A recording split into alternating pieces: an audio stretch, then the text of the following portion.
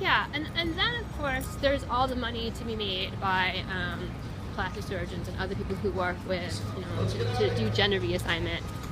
If you have a lot of very vocal support for the idea of gender reassignment, right? You have like all of these, horrible over to my left.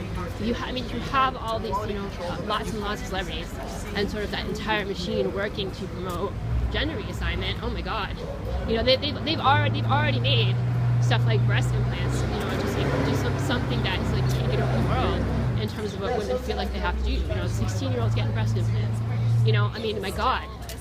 My God, like for me, I was definitely 16 years old before I really even needed to like move out of an A-size bra. I just was really thin, really involved in lots of sports. Sometimes did not really, I used to kind of would get up sometimes. I've never been a morning person, so sometimes I would get up too late to get breakfast. My entire freshman year, I would just kind of get up too late to get breakfast, that kind of thing. And really busy, that kind of thing. So it's just, but I was also did not like it, right? I was like, oh my God, when am I gonna like actually develop? And I finally did, but it was a very like long and slow process. And what would have happened to me? What would have happened to me if I had like grown up in Los Angeles or something, and had parents who had the money to do something like get me breast implants, or who would have been willing to do something like that. My God, what on earth would have happened to me? That would have been. But there are people who do it. There are people who do it. They've made it into something that some people think that they have to do. And now I'm wondering if, and of course, there's money in it. There's money in it for people who do it. There's tons and tons of money to be made from making people feel like they're not all right the way they are. I even talked to a doctor. I did talk to a doctor about it. I was like 15, something like that. And I was telling her when am I going to get boobs? Like, when is that going to happen? And she was like, well, what if this turns out to be all there is? And I felt just like, oh my God. It was like, I looked at her just, and I was like, the look that I gave her and the way that I felt when she said that, I was like, oh my God, no.